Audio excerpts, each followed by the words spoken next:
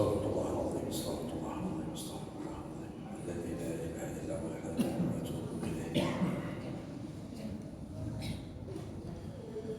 بسم الله الرحمن الرحيم.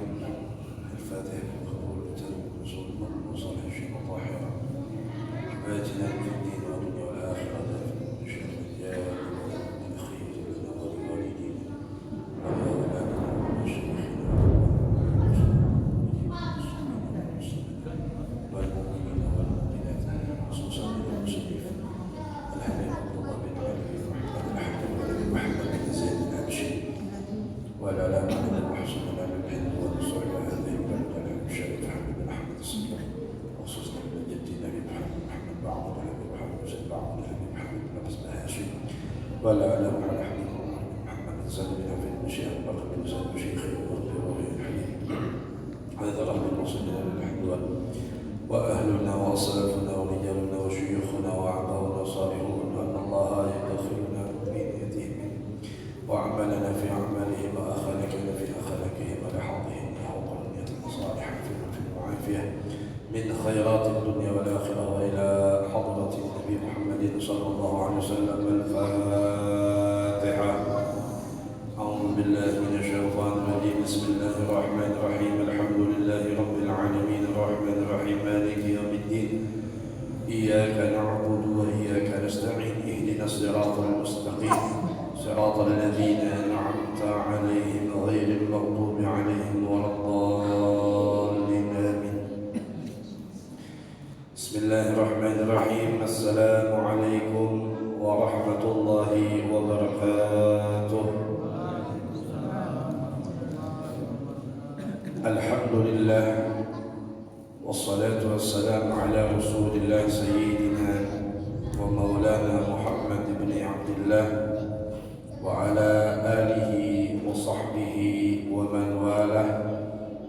أما بعد نوينا التعلم والتعليم وتذكر وتذكر والنفع والانتفاع والإفادة والاستفادة والحث على تمسك بكتاب الله وسنة رسوله والدعاء إلى الهدى والدلالة على الخير ابتغاء وجه الله ومرضته وقربه وثوابه من الله تعالى. آمين يا رب العالمين. وقال المصنف رحمه الله تعالى ونفعنا به وبعلومه في الدارين آمين يا رب العالمين. أيها المحترمون hadirin hadirat jamaah salat maghrib yang dirahmati oleh Allah Subhanahu wa taala.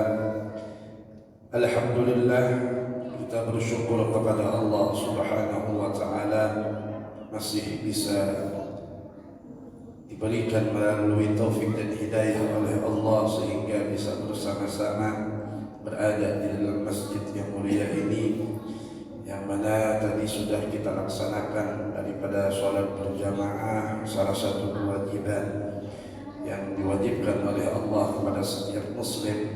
Kemudian seperti biasa kita lanjutkan untuk bersama-sama mengkaji daripada ilmunya Allah Subhanahu wa taala, syariat yang dibawa oleh Nabi kita Muhammad sallallahu alaihi wasallam. Maka semoga apa yang kita lakukan dipandang oleh Allah dengan pandangan rahmatnya, dan semoga ilmu yang kita pelajari, ilmu yang kita kaji bisa menjadi manfaat untuk kita di dunia, terlebih lagi di akhirat. Amin ya rabbal alamin. Ayyuhal muhtaramun, hadirin yang dirahmati oleh Allah Subhanahu wa taala, di dalam ayat Al-Quran Allah Subhanahu wa ta'ala berfirman, wahfidh janahaka lil mu'minin. Kata Allah Subhanahu wa ta'ala, rendahkanlah dirimu di hadapan atau terhadap orang-orang yang beriman. Di dalam ayat ini Al-Imam Al-Haddad mengutip daripada ayat ini, yang mana beliau membahas tentang bagaimana seseorang muslim itu hendaklah di saat bertemu dengan muslim lainnya atau siapapun orangnya, maka hendaklah dengan wajah yang ceria, murah senyum, ucapan-ucapan yang baik, kemudian tidak menyombongkan dirinya, tidak menyombongkan dirinya.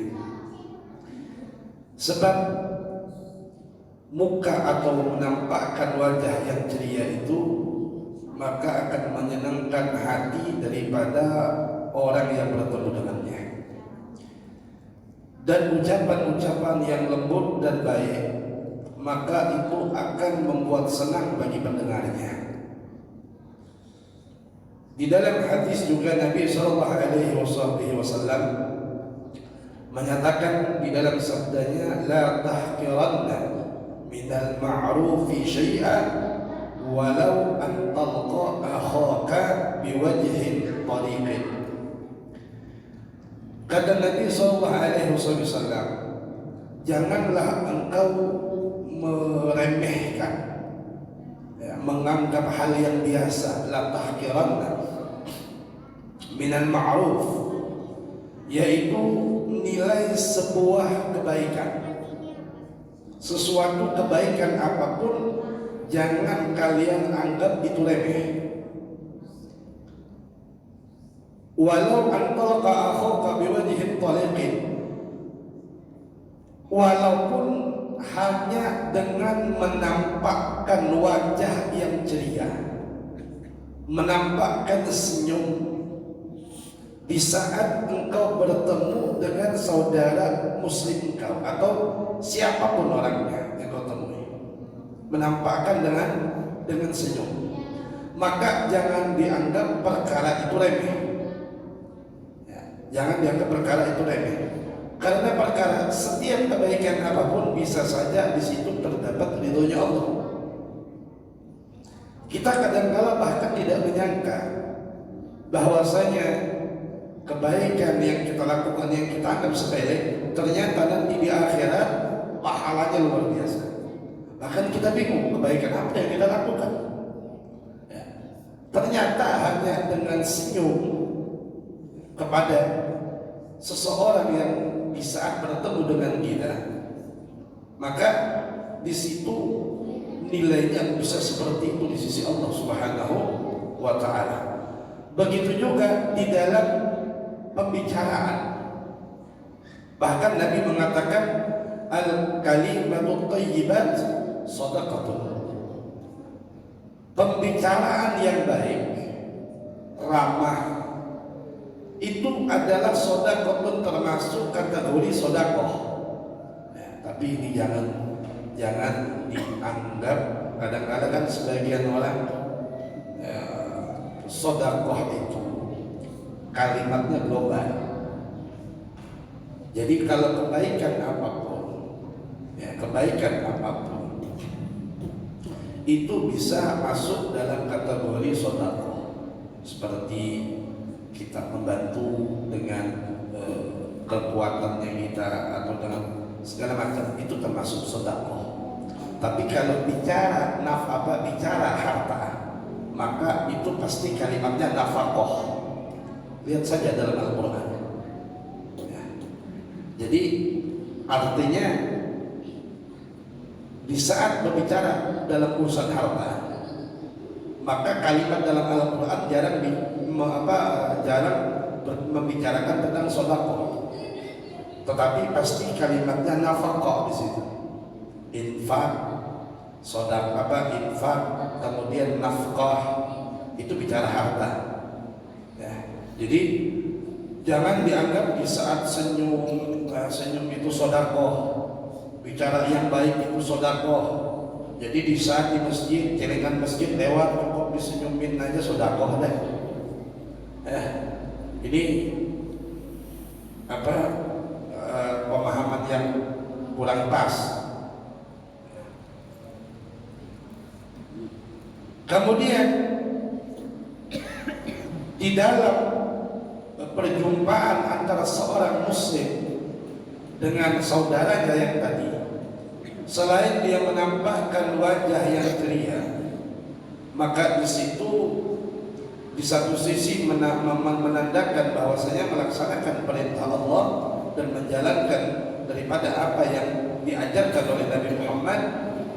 Maka Nabi SAW juga mengatakan, idza iltaqal muslimani fatasafaha qusimat bainahuma mi'atu rahmatin.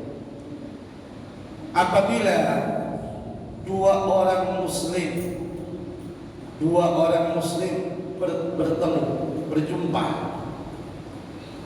maka fatasafaha, kemudian mereka saling berjabat tangan, sofa, berjabat tangan, bersalaman. Tapi ini sesama muslim ya, bukan muslimah. Jangan nanti salah paham. Kita kan sesama muslim, iya sesama muslim, tapi yang perempuan muslimah. Ya, artinya mau muslimah sesama muslimah nggak masalah. Tapi kalau laki-laki muslim, silahkan sama muslimah, tapi yang mahram nggak masalah. Tapi kalau yang bukan mahram, jangan. Ya, karena apa? Di situ ada batasan di dalam agama kita, ikhtilaf.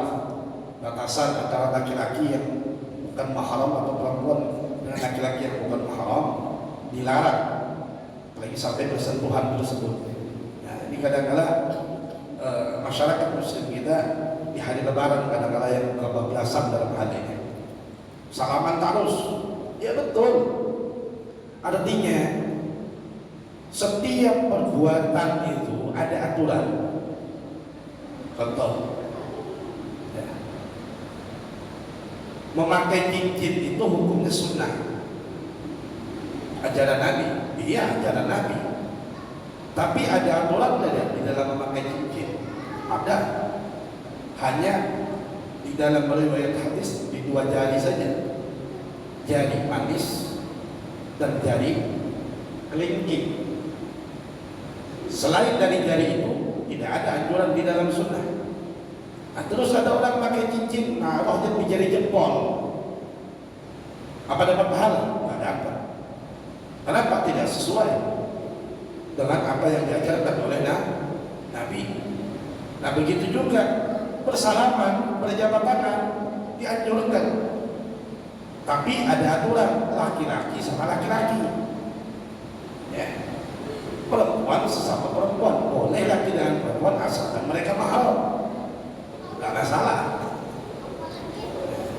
Nah, apabila dua orang ini tadi kata Nabi bertemu entah di tengah jalan, entah mengunjungi ke rumahnya, atau bertemu di tempat mana saja, kemudian mereka saling menyapa dengan ucapan salam, kemudian mereka saling berjabat tangan dan saling senyum.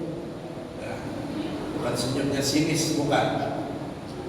Maka usimat bainahuma mi'ata rahmah.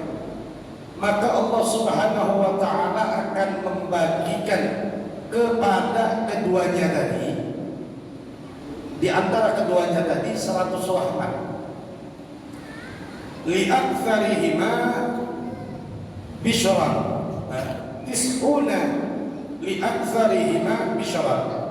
Dan dari 100 rahmat tadi, tis'una yang 90 rahmat dari 100 rahmat yang Allah berikan, 90 rahmat tersebut li aktsarihima bisyara.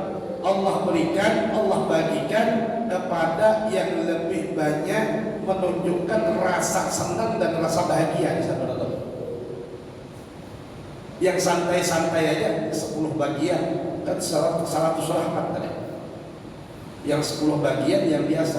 Tapi kalau yang senang, yang antusias, yang bahagia bertemu itu 90 rahmat Allah berikan. Bayangkan dalam hal ini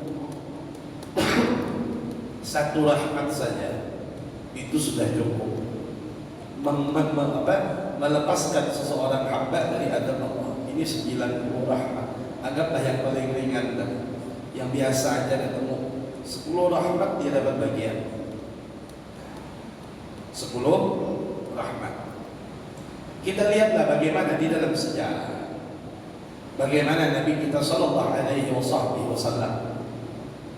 Nabi ya, jangankan sama orang, sesama sahabat, sesama apa bahasanya itu kepada musuhnya saja, Nabi menampakkan wajah yang senyum, tabassum, wajah yang ceria. Itu yang diajarkan oleh Nabi sallallahu alaihi wasallam. Kalau kita kan beda. Kita apalagi musuh buyutan ketemu, senyum salaman, tapi senyumnya lain, senyumnya sinis, senyumnya seakan-akan senyum meremehkan. Padahal tidak seperti itu. Konteks ayat Al-Quran, Allah memerintahkan tadi, wahfid janahaka lil mu'minin, rendahkan dirimu terhadap orang-orang beriman.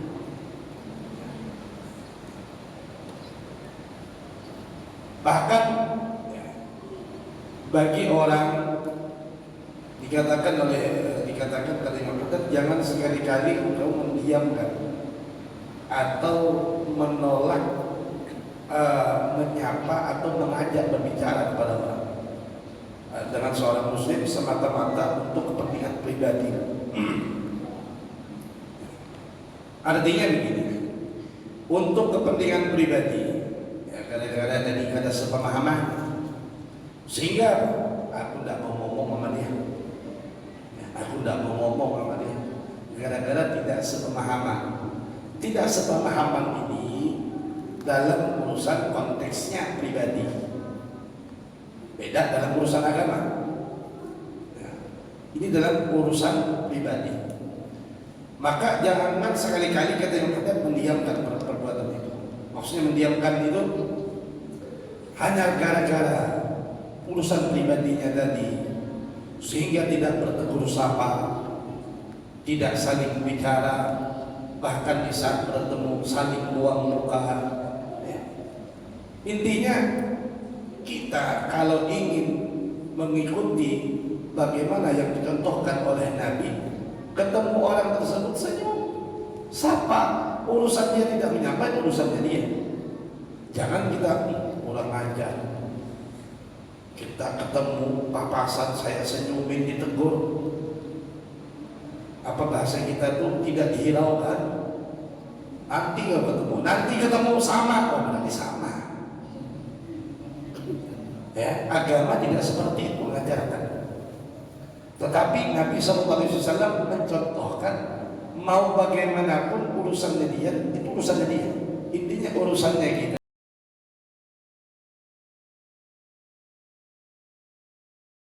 Contoh Nabi, lakukan apa yang telah diajarkan oleh Nabi SAW.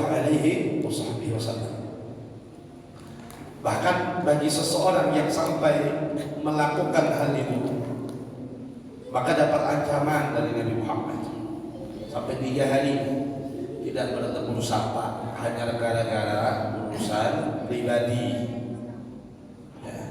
Artinya di saat bertemu tidak bertemu sapa, bahkan saling buang muka, salaman aja kagak, bahasa ada lewat di depan.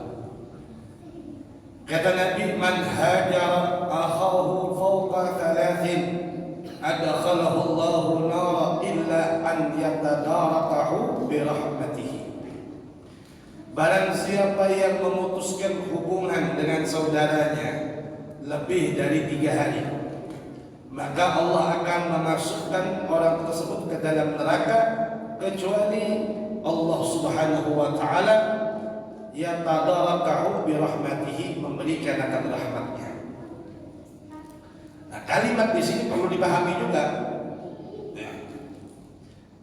Di sini di dalam konteks hadis ini artinya jangka waktu 3 hari ini hanya berlaku bagi siapa yang mendiami seseorang demi menghukumnya atas suatu kesalahan biasa. Ya, kesalahannya biasa, maka jangan ditegur. Agar apa? Menunjukkan bahwasanya kita itu marah. Ya, didiamkan, tapi jangan sampai lebih dari 3 hari untuk apa? Memberi efek kepada dirinya. Artinya ada sesuatu yang salah, biar mereka paham. Nah, biar mereka paham. Lebih daripada itu tidak dianjurkan, kecuali apabila orang tersebut senantiasa menjalankan kemaksiatan, kebatilan, bahkan menyimpang dari kebenaran, maka tidak ada batasan untuk kita tidak bertegur sapa dengannya, kecuali ia sudah kembali jalan Allah Subhanahu wa Ta'ala. Dan ini pun konteksnya bukan berarti kita langsung menjauh, deketi, terutama apalagi misal keluarga, kerabat, kawan, deketi, nasihati dulu, deketi, nasihati, ya tentunya datang kepadanya dengan yang seperti yang diajarkan oleh Nabi, dengan senyum, bicara yang lembut, bukan dengan nada yang marah. Bagaimana Nabi SAW banyak memasukkan orang-orang itu ke dalam Islam bukan bil lisan, bukan dengan dakwahnya, tetapi dengan bilhal, dengan kondisinya, dengan keadaannya, dengan akhlaknya. Sehingga banyak orang-orang yang masuk Islam itu melihat bagaimana akhlak dipekerti Nabi Sallallahu Alaihi Wasallam, dengan senyumnya, dengan tutur kata yang lembut, dengan perhatiannya, dengan bentuk rasa kasih sayangnya Nabi Sallallahu Alaihi Wasallam kepada mereka.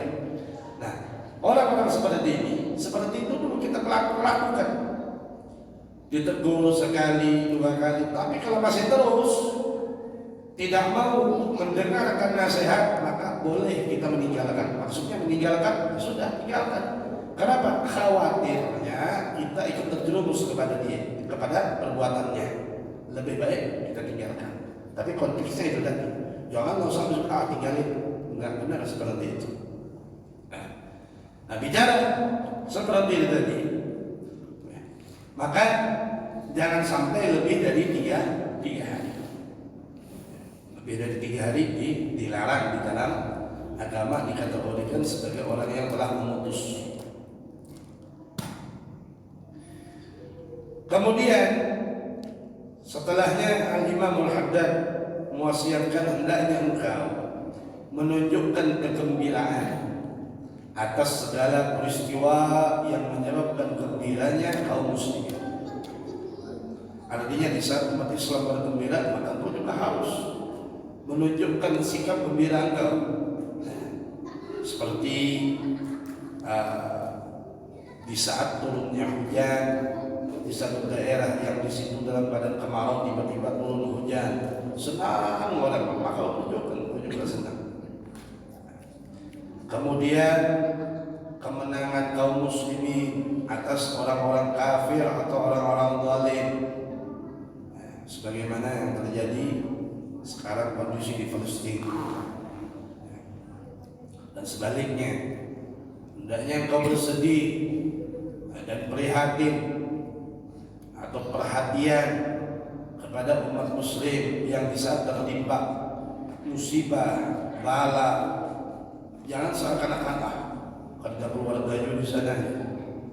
Betul, keluarga kerabat engkau enggak ada, tapi itu adalah saudara muslim engkau, yang mana dikatakan oleh Nabi, man lam yahtamma bi amril muslimin falaysa minhum.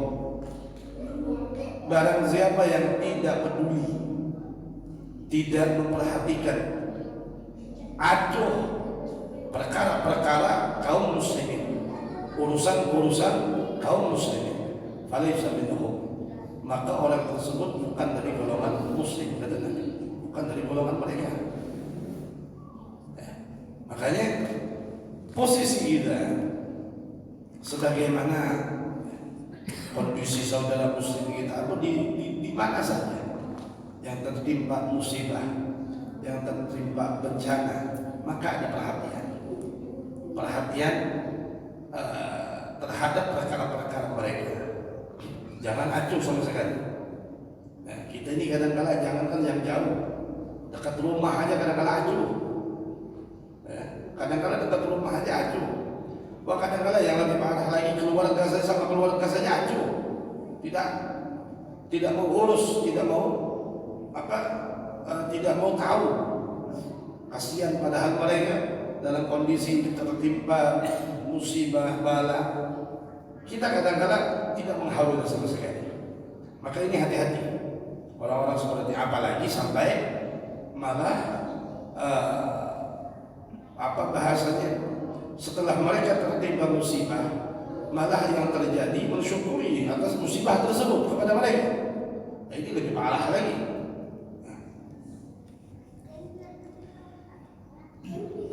Kenapa kita disuruh seperti itu?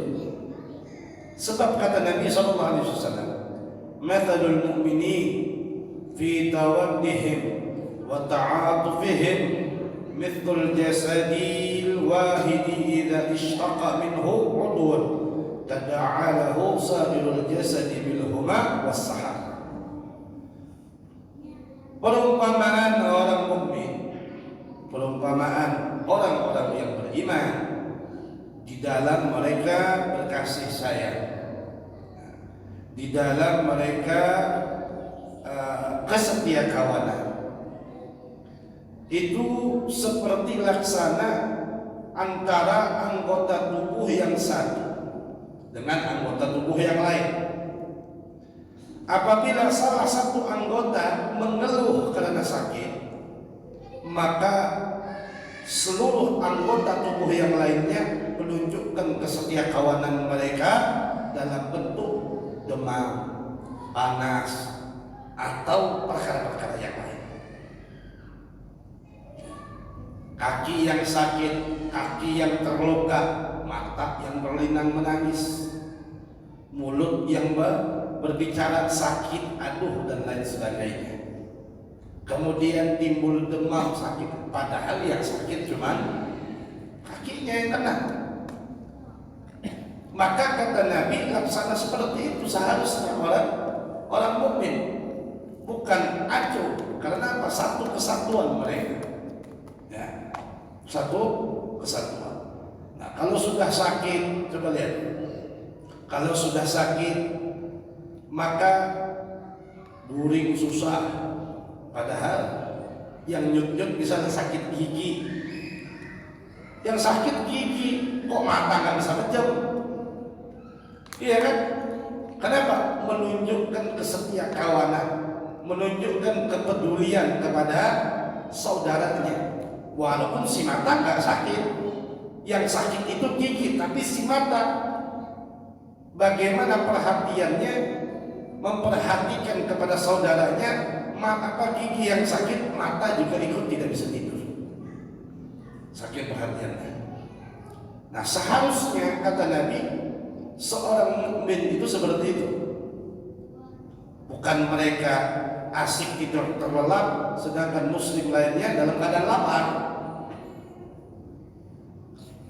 Bukan mereka menikmati kekayaannya, sedangkan orang fakir susah di dalam urusan perkara dunianya.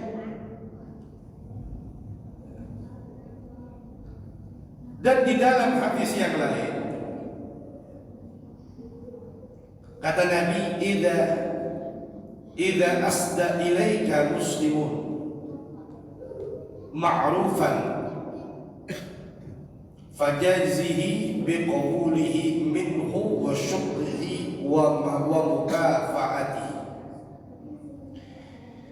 Apabila seseorang muslim, idza asda ilaika muslimun, apabila itu seorang muslim telah berbuat kebaikan ma'rufan, berbuat kebaikan kepada engkau, ada seseorang berbuat baik kepada engkau, maka kata Nabi SAW, fajazihi biqabulihi minhu wa syukrihi wa mukafaatihi, maka berterima kasihlah, bersyukurlah, dan balaslah kebaikannya tersebut. Balas kebaikannya tersebut. Bila ada orang berbuat baik kepada kita, ucapkan terima kasih. Ucapkan terima kasih, bersyukur. kepada Allah.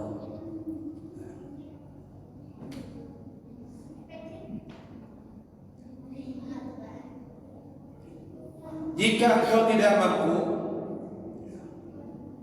fa in lam taqdir 'alaiha, apabila engkau tidak mampu, yaitu atau kurang berkesan atas kebaikannya tadi, ya berbuat baik tapi kurang berkesan, kurang tepat kebaikan itu, artinya kurang berkesan menerima kebaikan orang tadi, maka kata Nabi sallallahu alaihi wasallam, maka hendaklah fa'alaika bin du'ai lah, maka paling tidak kau doakan dia doa yang baik, itu sebagai bentuk membalas atas kebaikan orang yang telah berbuat baik kepada engkau. Nah, dalam hadis lain, "Lau uhdiya ilayya dira'un aw qara'un laqabiltu walau du'itu ila dira'in aw qara'in la ajabtu." Kata Nabi, seandainya aku diberi atau dihadiahi oleh seseorang, apa yang dihadiahkan kepada Nabi, yaitu sepotong daging yang kecil, maka laqabil, pasti aku akan menerimanya. Pasti aku akan menerimanya, walau ibarat kata dagingnya halus. Ini ada di para korban, ya, dibagi sama sama panitia korban. Ini sedikitnya, oh protes. Ikan berkorban gak ada, orang cuma untung juga dapat, dibagi. Ini gak ada, ngomel dikasih. Ini gak benar.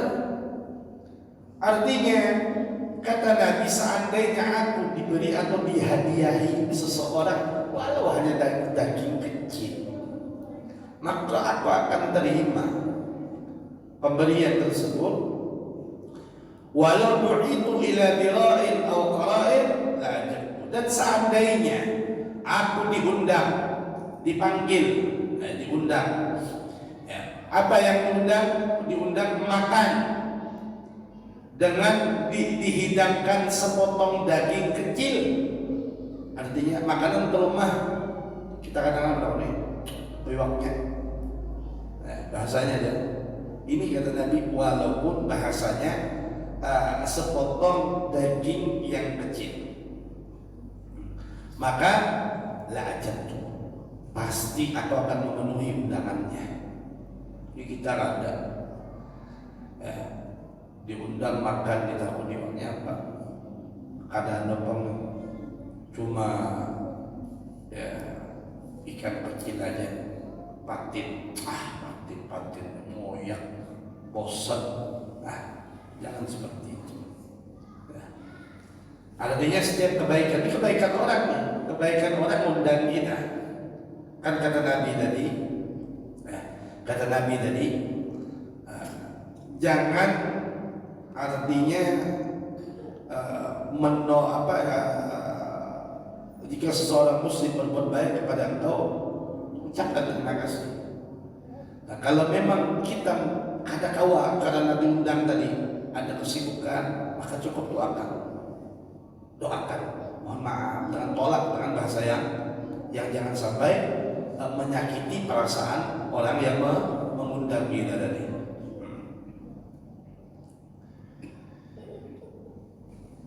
Kata Nabi sallallahu alaihi wasallam, man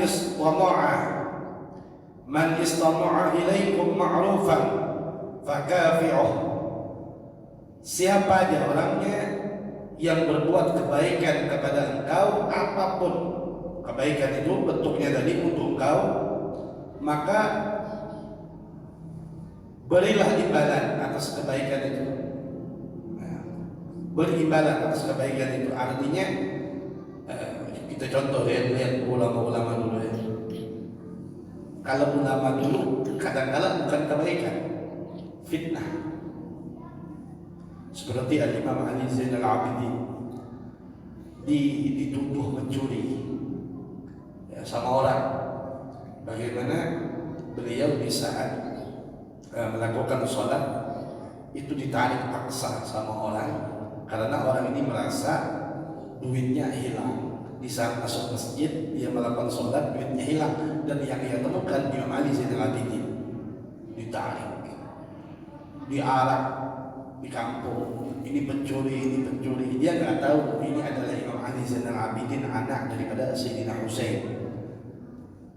Bagaimana Imam Ali Zainal Abidin mencontohkan akhlak daripada kakeknya, daripada datuk Nabi Muhammad Sallallahu Alaihi Wasallam. Walaupun diarak sama orang sedikit pun tidak marah. Padahal ini beliau tidak melakukan, ya, tidak malah. Kalau kita di zaman sekarang pasti marah. Beliau diam terus sampai akhirnya ditanya apa yang hilang punya engkau. Dia bilang uang sekian dirham atau sekian dinar. Sudah. Beliau masuk ke rumahnya, beliau ambil, ini saya ganti, dilebihkan, dan ini hadiah buat engkau dari saya. Kaget orang ini, kok seperti ini ceritanya. Sudah, karena pikirannya duitnya udah balik, ya sudah selesai perkara. Cuma timbul perasaan yang gak enak di dalam hatinya. Kenapa? Kok ada orang begitu ya? Kita aja kira-kira gimana? Kita difitnah tuh pasti marah, gak mungkin enggak. Ya, kita difitnah itu kadang-kadang pasti marah. Ya, apalagi ya, kita kalau urusan pribadi, tapi di saat fitnah urusan agama dia diam. Kebanyakan kita. Nah, Imam Ali Zainal Abidin tidak. Nah, kemudian setelah itu apa yang terjadi? Orang itu penasaran, nanya sama orang kampung di Madinah. Tanya, itu rumah siapa? Dia bilang itu adalah Ali Zainal Abidin ibn Husain, anak daripada Sayyidina Husain. Kemudian orang tadi datang minta maaf kepada Imam Ali Zainal Abidin, kan dia bilang, kau tidak ada yang salah, justru saya berterima kasih kepada engkau. Bayangkan ada orang kayak begini ya. Di satu dulu juga ada. Nah, di saat hal itu ditanyakan, Al-Imam kalau tidak salah Hasan Al-Basri, Al-Imam Hasan Al-Basri itu, kalau Imam Hasan Al-Basri Sayyidina Husainnya, di waktu difitnah sama orang, maka beliau hantarkan makanan beberapa kali kepada yang memfitnah. Orang ini bingung, kok ada orang yang difitnah mengirimkan hadiah, sehingga datang kepada beliau. Kemudian, kenapa kau mengirim ini? Dia bilang, tidak, saya sebagai rasa ucapan terima kasih karena engkau telah menghadiahkan pahala engkau untuk saya, dan itu balasan atas kebaikan yang telah kau berikan kepada saya. Pahala maksudnya di saat engkau membicarakan orang lain, menghibah orang lain, maka pahala engkau akan turun kepada orang yang kau bicarakan. Maka dengan sebab itu aku akan membalas kebaikan engkau karena engkau telah menghadiahkan pahala kepadaku. Aku kirimkan makanan ini kepada engkau. Itu orang-orang dulu begitu. Dalam urusan begitu, dalam urusan hal yang buruk sebenarnya, hal yang mungkin di zaman kita saat ini itu perbuatan yang gak benar. Tapi mereka lakukan hal itu. فَإِنْ لَمْ تَقْدِرُوا عَلَى ذَلِكَ فَادْعُوا لَهُ حَتَّى تَعْلَمُوا أَنَّكُمْ قَدْ كَفَأْتَمُوهُ. Jika kamu tidak mampu untuk membalas kebaikan itu, maka doakanlah baginya sehingga kamu merasa telah cukup memberi imbalan. Doakan. Ya, kita kan kadang-kadang kalau orang-orang begitu tuh yang nggak baik sama kita, doanya bukan baik, doanya doa buruk. Padahal doakan agar paling tidak dapat hidayah, paling tidak ya diampuni mengampuni dosanya, sampai merasa cukup ibadah itu. Kata Nabi, man qala liman asda ilaihi ma'rufa jazakallahu khairan faqad ablaga fi thana. Barang siapa yang mengatakan atau mengucapkan kepada seseorang yang telah berbuat kebaikan kepadanya, kemudian dia mengucapkan jazakallahu khairan, semoga Allah membalas kebaikan engkau, maka ia telah benar-benar berterima kasih, kata Nabi. Ini luar biasa. Artinya kebaikan, setiap kebaikan itu tidak akan pernah tidak dibalas sama Allah, pasti dibalas sama Allah. Cuman kadangkala saja di dalam perbuatan baik yang kita lakukan itu kadangkala ada yang memang tujuannya memang murni karena Allah, ada yang memang tujuan murni karena pribadi. Kadangkala senyum-senyum, dekat-dekat dengan bahasa yang lembut kepada bos, kepada majikan, kepada pejabat, supaya urusan lancar. Tapi di saat sama yang lain nadanya lain, keras dan lain sebagainya, ini tak benar. Ya. Sikap ini harusnya di setiap keadaan dilakukan. Dan kebaikan ini kita lakukan, makanya tadi di awal kata Nabi, la tahqiran, jangan kalian menganggap remeh perbuatan baik. Kenapa? Kebaikan itu sekecil apapun kebaikan itu ada balasannya. Begitu juga sebaliknya, jangan pernah menganggap remeh perbuatan dosa. Sekecil apapun dosa tersebut, maka ada balasannya. Nah, ada balasannya. Nah, oleh sebab itu juga, di saat orang telah mau berbuat baik kepada kita, kita nggak boleh menolak. Nah, jangan kita menyakiti hati seseorang muslim itu dengan menolak hasil pemberiannya atau kebaikannya. Karena apa? Ketahuilah, kata Imam Hamdan, bahwa segala sesuatu yang ada di tangannya pada hakikatnya itu adalah dari Allah. Jadi jangan ditolak. Sedangkan orang tersebut hanya sebagai perantara. Sabda Nabi SAW, man atahu syai'un min ghairi mas'alatin wala istishrafin wala istishrafi nafsin faraddahu fa innama yarudduhu 'ala Allah.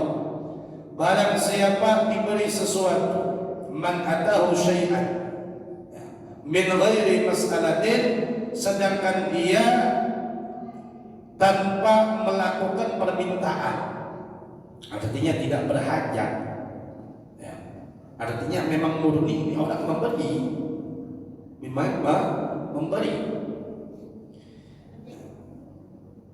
maka lalu ia menolaknya, faraddu, maka bahwasanya fa innama yarudduhu 'ala Allah, sesungguhnya pada hakikatnya ia telah menolak pemberian Allah. Ya. Artinya selagi tidak minta. Ya, selagi tidak minta. Kalaunya minta itu lain lagi. Itu memang kita yang berhajat. Ya. Nah, dalam penolakannya tadi ada keburukan yang amat besar. Keburukan yang besar di saat dia menolak pemberian atau kebaikan orang lain yang dia tidak berhajat. Ya, seperti itu tadi, diundang orang makan, diundang orang, kita kan ada berhajat butuh makan, tapi namanya diundang. Ya, kalau memang tidak ada kesibukan yang datangin.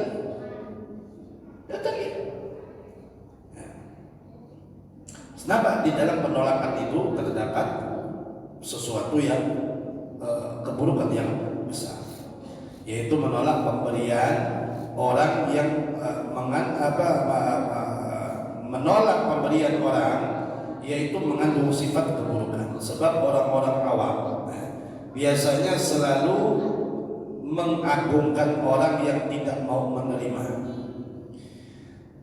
pemberian mereka. Jadi seperti itu, kata Imam Haddad, orang awam itu biasanya selalu mengagungkan itu memuliakan orang yang tidak mau menerima pemberian-pemberian mereka. Maka ada kalanya yang mendorong ahli ibadah untuk menolak pemberian. Nah, di sini sebagian ahlul ilm, ahlul ibadah itu mereka menolak pemberian, justru keinginan menunjukkan kesuhudan diri demi memperoleh kedudukan terhormat di hati orang-orang awam itu. Kadang-kadang ada menerima pemberian orang awam, tapi tujuannya tidak menerima supaya mendapat pujian, diagung-agung. Masya Allah sih itu, kada butuh duit, kada ini, kada itu. Tujuannya bukan karena itu. Ya.